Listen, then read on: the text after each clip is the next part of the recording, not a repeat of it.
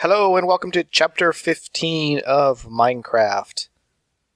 I've been searching through the MystCraft ages to try to find what I've been looking for, and I'm disappointed on several different levels. The highest age I've gotten up to is age 21. So, and if you remember, we started with age 2. So basically, I've created 20 different ages, and I have gotten nearly all of the pages that exist for Minecraft. Now, for MystCraft. Now, I definitely do not have all of them, but I have the vast majority of them. There's only a few that I do not have. So I was a bit disappointed in MystCraft that it was so incredibly easy to obtain so many of the pages and so quickly. So it didn't lend itself to a lot of adventuring in order to find a lot of these things. The second area of disappointment for me was I discovered that there is no clay block page. If we go in here and we look at our materials, as I was saying, there's a birch wood block, there's dirt blocks, jungle wood blocks, ore blocks, etc., etc. But there is not one for clay for whatever reason. And which meant that I wouldn't be able to create a world, say, with tendrils of clay, like I was talking about in the last chapter. So there was two solutions that I could do. One is to download and install a mod called Ages of MystCraft, which adds more blocks and more different pages to MystCraft, and it includes a clay block. The other option was to explore swamplands. It turns out that swampland biomes have a ton of clay, and I did that. That's actually what age 21 is. Actually, there were several ages in there. But age 21 finally got me something usable. I've actually created a new book here, which directly links me to where I need to be. But if I take this book and let me see if I put it in here. Yes, you can see I made this book with a swampland biome, single biome, so it'd be the only kind of biome in that world. I added blood block. I don't know why. I wanted to see what that was. It hasn't spawned, so I don't actually know. I put no weather, and I put bright lighting. That's basically all that I did. And as I said, I got it to actually work for me. So let's go take a hop over to that world. And if you remember from the last episode, I was talking about these linking books. And when you create them, they're unlinked. And then when you have them in your hand and you right-click, it links you to that particular location. That is exactly what I did here. I held an unlinked linking book right here in this location and right-clicked it, and it created a linking book to this location in this age. So that's how I can travel back and forth to places of my choosing. But so this is a swamplands biome world, and basically it's true what the Minecraft forums seem to have said. There does seem to be a lot of clay in this area. In fact, there's some right there. And so I basically can explore this age to my heart's content and get, I'm sure, as much clay as I could ever possibly want. So having to download another mod while I wasn't opposed to it, I just didn't want to have to deal with having another mod installed and making sure that it worked well and didn't have any other issues or conflicts with existing mods and all that kind of stuff. I don't think that it would happen, but this way is just simpler, I guess, if you want to call it that. It's just less effort on my part, maybe, just to make a swampland biome and come in here and do that. So what I did was, as you can see, I'm going to put these lily pads right here. So I can go like this. There we go. And so I have a book here so I can travel back and forth. And the other thing I did is I created an ender chest. Now, what an ender chest does is you can have as many ender chests as you want, and they are all the same contents. So what I mean by that is, here's an ender chest. This is in this swamp clay age, what I've called the swamp clay age, or age number 21. And I can put stuff in here. So let's say I put in this clay, and you can see I already have more clay blocks in here. But let's say I put in this clay and these feathers, and that's enough. Now I'm going to travel back to the overworld, back here to my base, and over in this room I have another ender chest, and this ender chest has the same contents as any other ender chest that exists anywhere in my game. So if I open it up, you'll see all the same things, and there is the clay and the feathers that I put in there. If I take out these feathers, put them over here where they go, now if I travel back to that age and look in here, see those feathers are gone. So it's a chest that has the same contents no matter what, and you can put as many of these ender chests that you want, and you can put them anywhere, and you'd have access to those items. So even though I have a lot of other junk in here, what I really wanted to use this for was the clay, because what this allows me to do is it allows me to go out here, dig up a bunch of clay until my inventory is full, and even my knapsack, and then bring it all back here and put it into this ender chest. Then I could go even dig up some more clay, and then when I go back to the base, I'll have all the clay in the ender chest plus all the clay on my person.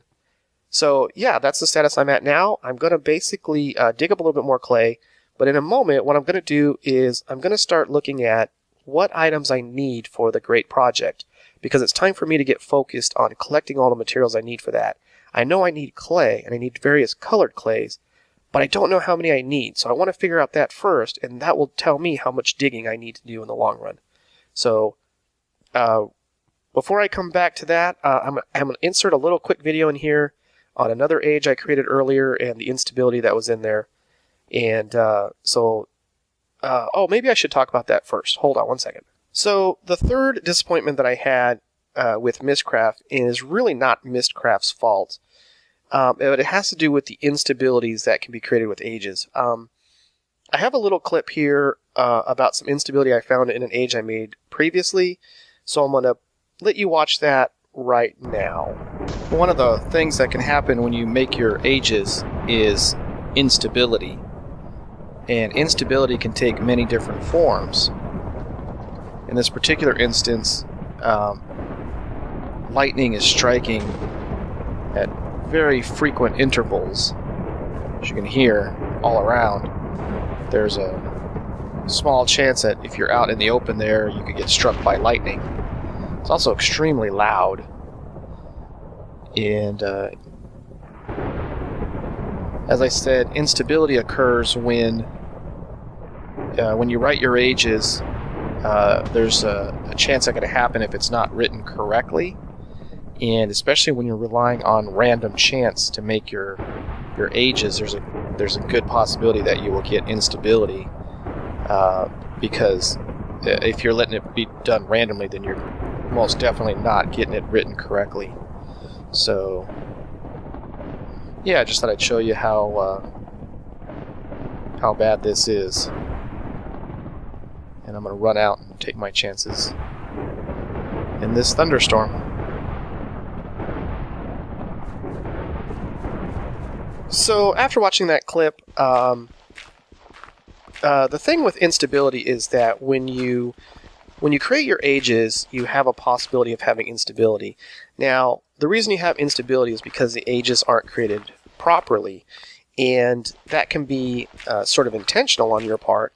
But it's usually because of that aspect I was talking about where you are letting MystCraft or letting the book randomly select certain aspects of its nature. And some of the aspects of its nature are more generally inclined towards being towards having instability. And you can actually create worlds with instability if you choose to. And a lot of times you will. For example, there is a page called Dense Ores, which will give you a world that has a lot of ores very densely packed in it. So it's a great way to mine, say, iron and diamonds and all that stuff very simply and easily. But it also inherently has a lot of instability. So while you might want to have that, you have to deal with the instability. There's basically what I would probably consider to be 3 general types of instability. The first type of instability is what I call more of a physical manifestation, and that can be things like the thunderstorms, the lightnings that you saw in the little video clip. There's also meteors that can come, falling out of the sky to kill you. There's one called spontaneous explosions, where there'll just be random explosions at random intervals in different places, and those can not only kill you, but they can also destroy all your stuff and your items, and so those are pretty bad.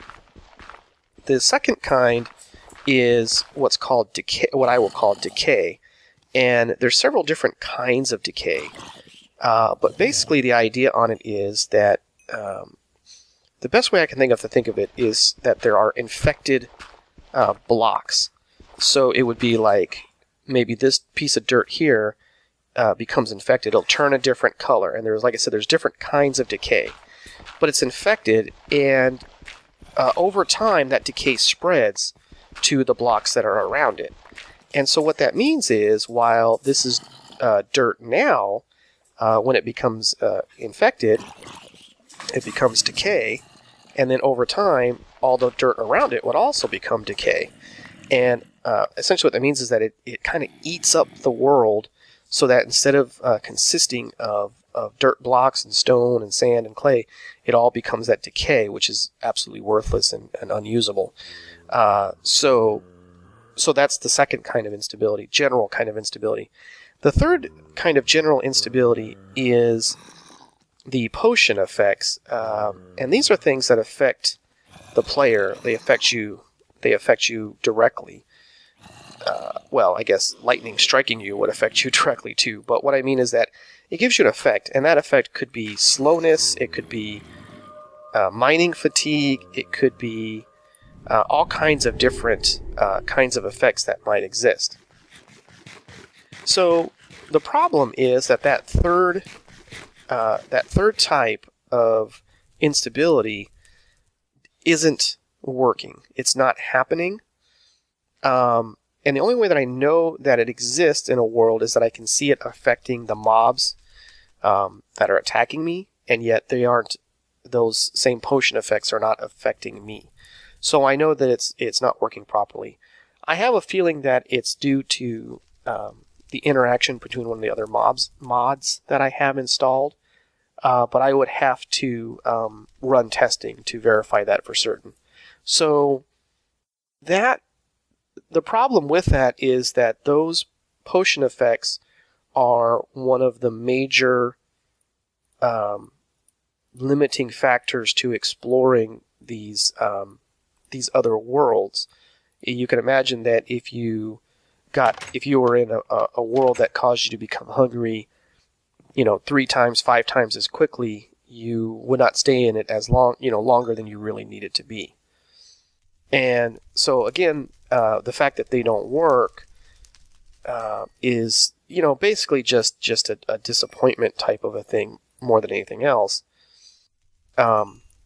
because it takes this